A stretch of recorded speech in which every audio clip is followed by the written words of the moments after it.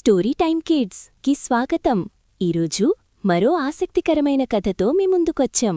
ఒకరోజు గోలుబొమ్మల మధ్య ఒక దేవి రూపం కొత్తగా కనిపించింది. ఆ రూపం ఎంతో అందంగా ఉంది, కాని ఏదో తెలియని శక్తి దాగి ఉంది. అప్పుడు ఒక చిన్న ప్రశ్న వచ్చింది. ఈ దేవి ఎవరు? ఎందుకు చిన్న వయసులోనే ఆయుధాలతో ఉంది? ఒక చిన్న బాలిక యుద్ధానికి ఎలా వెళ్ళింది? ఆమె పేరు బాలా త్రిపురసుందరి. చిన్న వయస్సులోనే అపారమైన శక్తికి ప్రతిరూపం.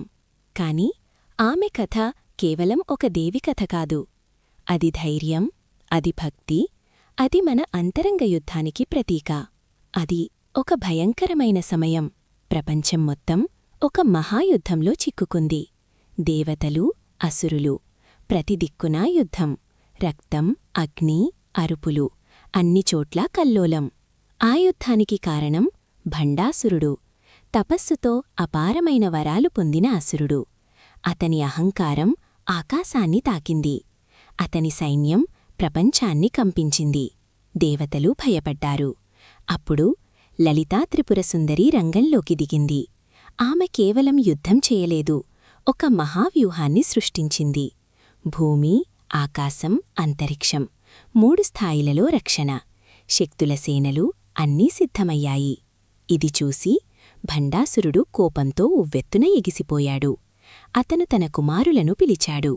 30 మంది యోధులు, అహంకారం, అతిశయంతో నిండినవారు. ఈ యుద్ధం మీకు ఆటలాంటిది అని చెప్పాడు.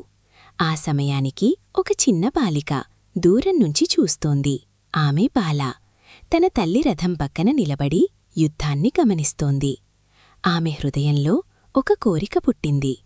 ఆమె నెమ్మదిగా తల్లి దగ్గరకు వెళ్ళింది.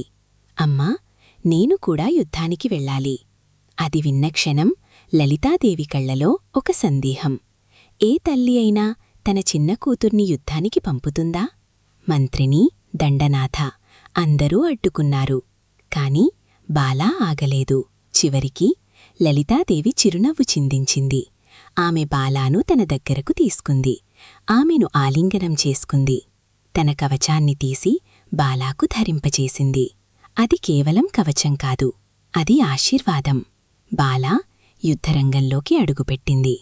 ఆమె చిన్న అడుగులు మహాశబ్దంగా వినిపించాయి. దేవతలు ఆశ్చర్యంతో చూశారు. యుద్ధం ప్రారంభమయ్యింది. ప్రపంచం కంపించింది. ఆకాశం గర్జించింది. అసురులు నవ్వారు. ఇది చిన్నపిల్ల అని.